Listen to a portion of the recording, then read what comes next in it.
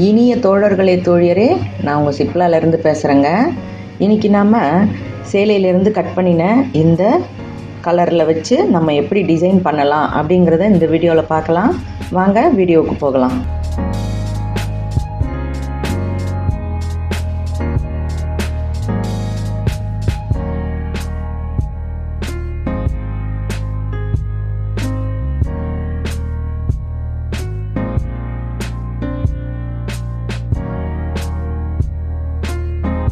முதல்ல ஸ்லீவ் நம்ம கட் பண்ணி எடுத்துக்குவோம். அதாவது நம்ம இந்த சேலையிலேருந்து எடுத்த ஒரு பாகம் இருக்குது இல்லைங்களா, அதில் உங்களுக்கு எப்படிப்பட்ட சேலை எப்படி டிசைனோ அதுக்கேற்ற மாதிரி நீங்கள் டிசைட் பண்ணணும். இப்போ இதில் வந்து எங்களுக்கு இந்த மாதிரி கிடச்சிருக்கு இல்லைங்களா, அதாவது இந்த பார்டர் மாதிரியே இன்னொரு முனையிலையும் இந்த பார்டர் கிடச்சிருக்கு. அதாவது சேலையில் இருந்த அடுக்கடுக்காக கிடச்சிது. கீழே ஃபாலில் மட்டும்தான் டபுளாக இருந்துச்சு இல்லைங்களா.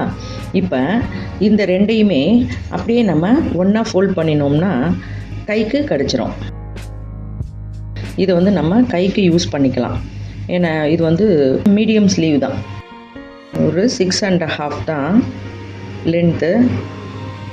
இது வந்து நான் அளவு இல்லாத ப்ளவுஸுங்க, மெஷர்மெண்ட் எடுத்த ப்ளவுஸு. இப்போ இதை ஸ்லீவுக்கு நம்ம பயன்படுத்திக்க முடியும் இல்லைங்களா. நீங்கள் லைனிங் வந்து இந்த பிங்க்லேயே போட்டிங்கனாலும் நல்லா தான் இருக்கும். ஏன்னா வந்து அந்த ஷேடு வந்து உங்களுக்கு இந்த பிளாக்கை அதிக அளவில் காட்டாமல் பிங்கோட ஷேடு இருந்ததுன்னா உங்களுக்கு அதாவது கருப்பு விரும்பாதவங்களுக்கு அது சரியாக இருக்கும். இல்லை கருப்பு பிடிக்கும்ன்றவங்களுக்கு நம்ம முழுமையாகவே கருப்புலேயே தைக்கலாம். டிசைனுக்காக கொஞ்சம் நம்ம எப்பவும் எடுப்போம் இல்லைங்களா, அந்த மாதிரி சேலையிலேருந்து ஒரு 5-6 இன்ச்சு மட்டும் கிழிச்சு எடுத்துக்கிட்டு அதையும் நம்ம டிசைனுக்காக பயன்படுத்திக்கலாம். இப்போ 6.5 பொழுது நம்ம 7 தான் கொடுக்கணும். அது தெரியும் இல்லையா உங்களுக்கு.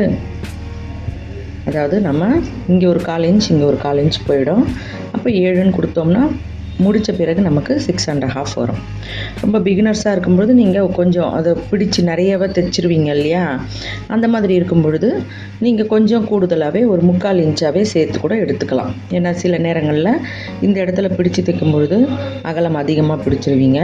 அப்படி இருக்கும் பொழுது உங்களுக்கு இந்த இடம் வந்து ஸ்லீவ் வந்து ஷார்ட் ஆகிடும். அதனால் நீங்கள் இது வந்து 7.25 கூட எடுத்துக்கலாம். சுற்றளவு அவங்களோட முன்கையோட அளவு 6.5.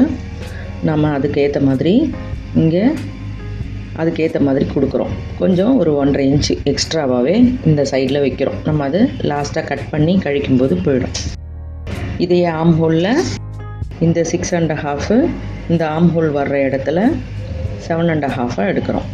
அவ்வளவே தான். ஸ்லீவ் கட்டிங்கில் ரொம்ப குழப்பமே வேண்டாம். இந்த ஸ்டிச்சு இப்படி கிராஸாக தான் போகும். அப்படி போகும்பொழுது இந்த இடம் 1 இன்ச்சு அல்லது சில பேருக்கு மசில் பெருசாக இருக்கிறவங்களுக்கு ஒரு 1/4 இன்ச்சு எக்ஸ்ட்ரா இருக்கும். அதுக்கு மேலெல்லாம் இருக்காது. நீங்கள் அதில் வந்து ரொம்பவே நிறைய பேருக்கு ஸ்லீவ் கட்டிங்கில் இன்னமுமே குழப்பம் இருக்குது. ஸோ இது வந்து நம்மளோட மெஷர்மெண்ட்டு. இது எக்ஸ்ட்ராவாக விடுறது தான். இது நீங்கள் இன்னமும் விடலாம், இல்லை விடாமல் இன்னும் கூட குறைக்கலாம். இது வந்து நம்மளோட சாய்ஸ் தான்.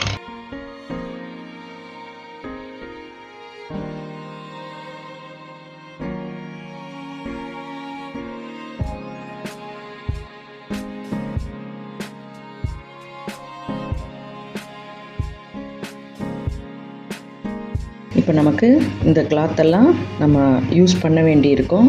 அதுக்கு தேவை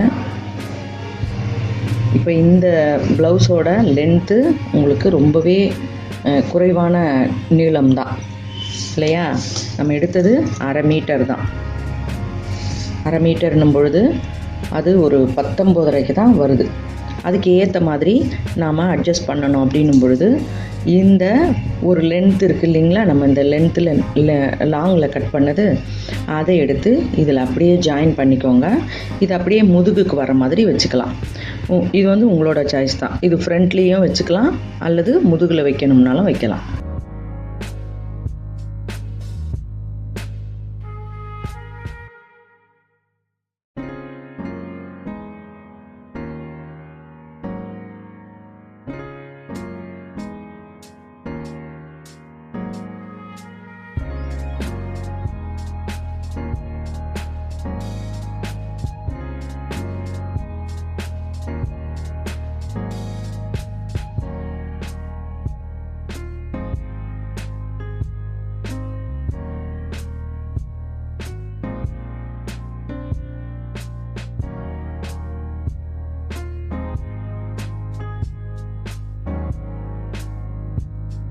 அப்படியே இதை பேக்குக்கு போடுறோம்.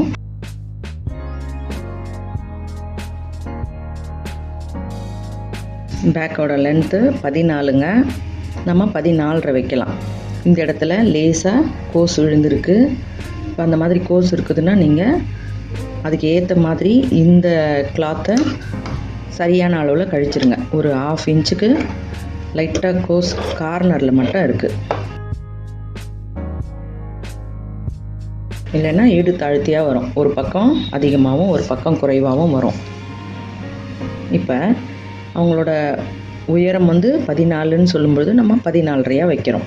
கொஞ்சம் பிகினர்ஸாக இருக்கும்போது நீங்கள் 14.75 15 கூட வைக்கலாம். ஒன்றும் பயம் இல்லை. ஏன்னா இங்கே பிடிச்சி தைப்போம் இல்லையா, அதுக்காக. இப்போ இந்த லென்த்து ஹைட்டு எடுத்துட்டோம். உங்களுக்கு கழுத்தோட அகலம் எவ்வளோ வேணுமோ அந்த மாதிரி நம்ம வச்சுக்கலாம். 5.5 போதும் இவங்களுக்கு.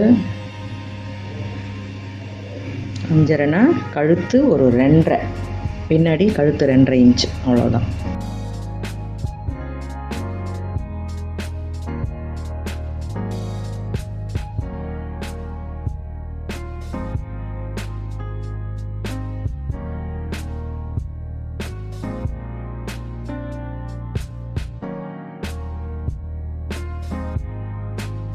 இப்போ இதை நீங்கள் வட்டமாக வேணும்னா வட்டமாக வச்சுக்கலாம்.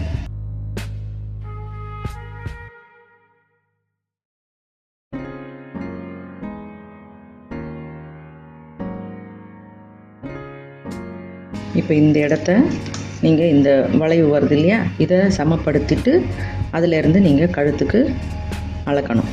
ஏன்னா வந்து இந்த இடம் வளைவாக இருக்கிறதால நீங்கள் ஷோல்டருக்கு தவறாக எடுத்துடக்கூடாது. அப்படி ரொம்ப பெருசாக இருக்கும்பொழுது அதை அந்த வளைவை நேராக ஆக்கிடுங்க. உங்களுக்கு துணி போராதுங்கிற இதுவே இல்லை. நீங்கள் பட்டிக்கு மட்டும் வேறு கொடுத்துக்கலாம். முன்கழுத்து இப்போ வந்து முன்கழுத்து ரொம்பவே குறைவாக சில பேர் போடுவாங்க. நெஞ்சுக்கிட்ட இருக்கிற மாதிரி ரொம்ப குறைவாக போடுவாங்க. இப்போ 5 போடுறாங்கன்னு வச்சுக்கோங்க. அப்போ நீங்கள் இந்த 2 இன்ச்சு எடுத்திங்கன்னா நிச்சயமாக அது வந்து ரொம்பவே கழுத்தை நெரிக்கிற மாதிரி ஆகிடும். ஷோல்டரும் அப்படியே மேலே ஏறிடும். இந்த டவுட் வந்து நிறைய பேர் கேட்குறீங்க. கழுத்து ஆழம் அதிகமாகும் பொழுது அகலத்தை குறைக்கணும், அவ்வளவே தான்.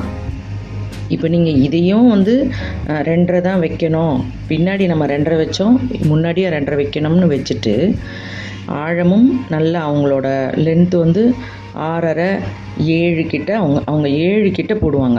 ஆனால் நம்ம வெட்டும் பொழுது 6.5 தான் கழுத்தில் மட்டும் கொஞ்சம் குறைச்சி வெட்டுவோம்.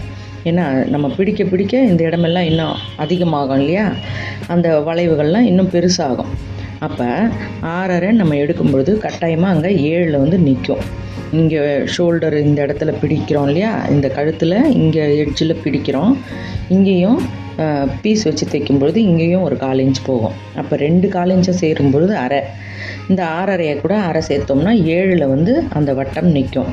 அப்போ உங்களுக்கு அவ்வளோ ஆழமும் பெருசாகிட்டு அகலமும் இந்த இடம் பெருசாகிடுச்சுன்னா இது வந்து ஷோல்டரில் நிற்காமல் அப்படியே வெளிப்பக்கமாக வழிய ஆரம்பிச்சிடும், கையை நோக்கி வழி ஆரம்பிக்கும். அதனால தான் வந்து ஆழம் வந்து ரொம்ப அதிகமாக இருக்கும் பொழுது அகலத்தை இந்த இடத்த குறைச்சி எடுத்துக்கோங்க அப்படின்னு நான் அடிக்கடி சொல்கிறது. நிறைய பேர் வந்து அதை இன்னமும் கேட்குறாங்க. புதுசாக பார்த்துருக்கிற சப்ஸ்கிரைபர்களாக இருக்கும் இல்லையா, முன்னாடி சொன்னவங்களுக்கு ஓரளவுக்கு புரிஞ்சிருக்கும். ஏன்னா பழைய வீடியோக்கள்லாம் எல்லாருமே பார்த்துருக்க வாய்ப்பில்லை.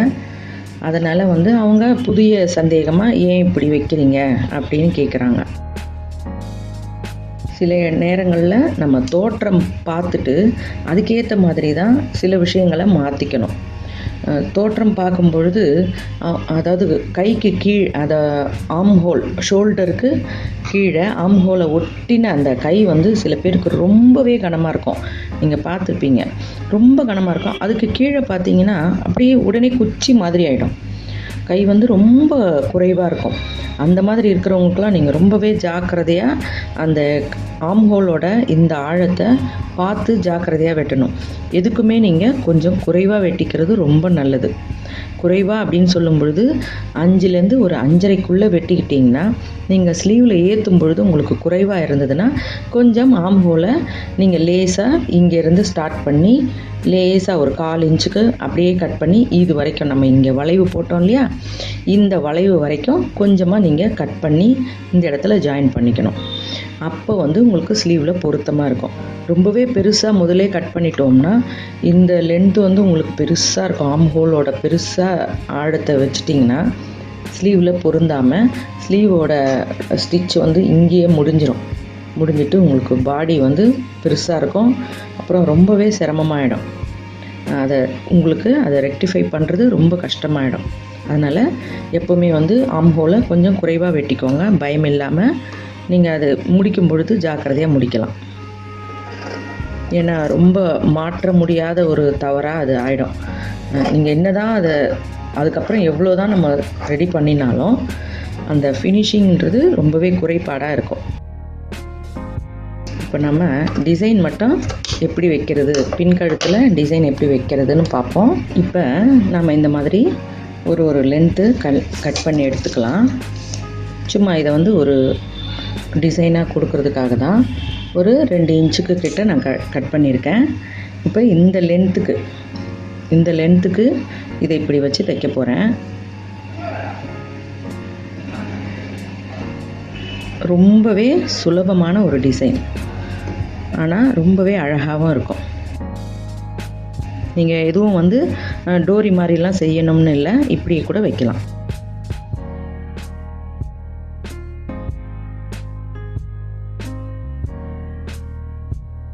இப்போ நம்ம இங்கே ஆம்ஹோல் கிட்ட ஸ்டிச் வரும் இல்லையா, அதுக்காக கொஞ்சம் கரெக்டாக வச்சுருக்கேன். இப்படியே இது ஆம்ஹோலில் இந்த ஸ்டிச் வந்தாலும் ஒன்றும் பயம் இல்லை. ஏன்னா இது வந்து இன்னும் கொஞ்சம் பிடிமானமாக ஆகிடும்.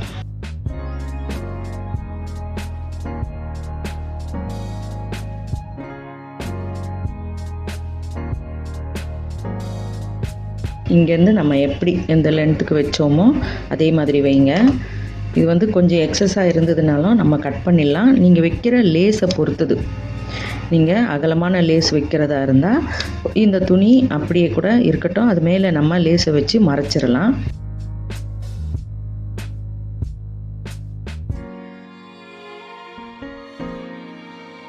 இப்போ எல்லாத்துக்குமே நம்ம என்ன பண்ணாலும் அந்த லேஸ் வைக்கிற ஒரு ட்ரெண்டால் எதை செஞ்சாலுமே நம்ம அதை நாகரிகமாக நாசுக்காக செய்ய முடியுது இல்லைங்களா. அது மாதிரி வேண்டாம், டிசைன் வேண்டான்னு விரும்புகிறவங்களுக்கு நம்ம அந்த மாதிரி எந்த ஒரு இதுவும் பண்ண முடியாது இல்லையா.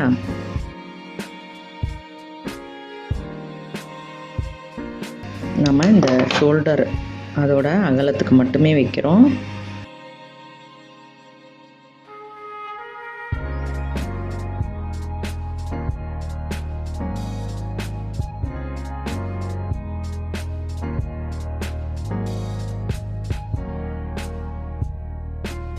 இப்போ இந்த எக்ஸஸாக இருக்கிறது எல்லாத்தையுமே நம்ம கட் பண்ணிடலாம்.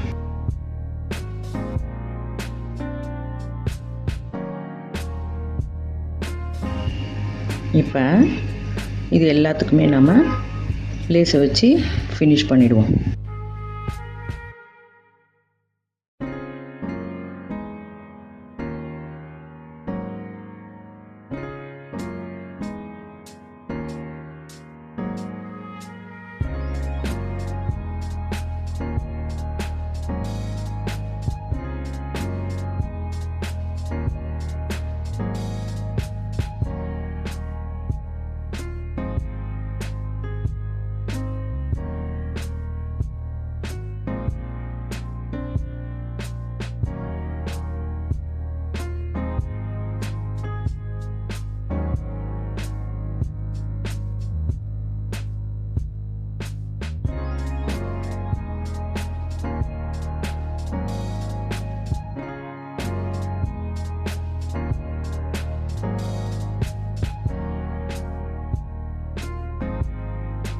கடைசியாக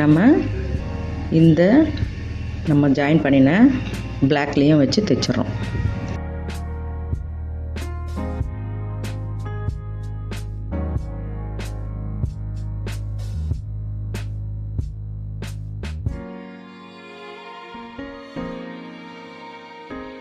இப்போ உங்களுக்கு இந்த டிசைன் புரிஞ்சிருக்கும்.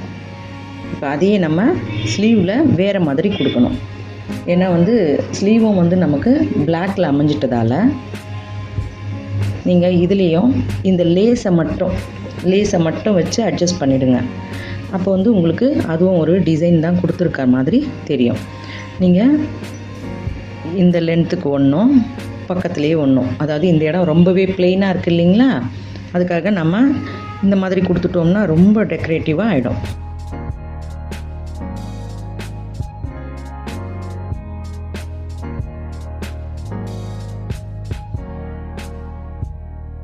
ஆம் ஹோல் கிட்ட வரைக்கும் நீங்கள் இந்த லேஸ் கொடுக்க வேண்டாம்.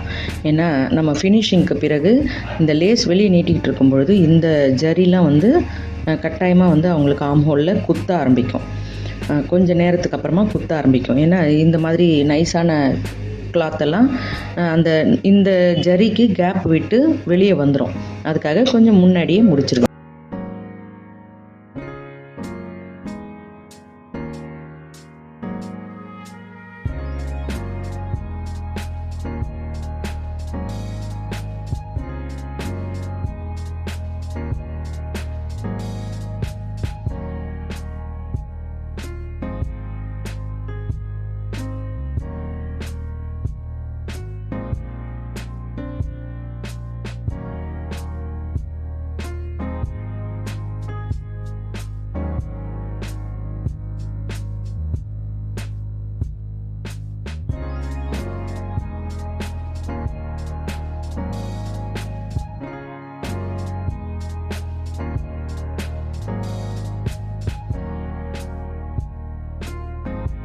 இப்போ நீங்கள் வழக்கம் போல் நம்ம லைனிங் கிளாத்தெல்லாம் கொடுத்து இந்த ப்ளவுஸை ஃபினிஷ் பண்ணிடலாம்.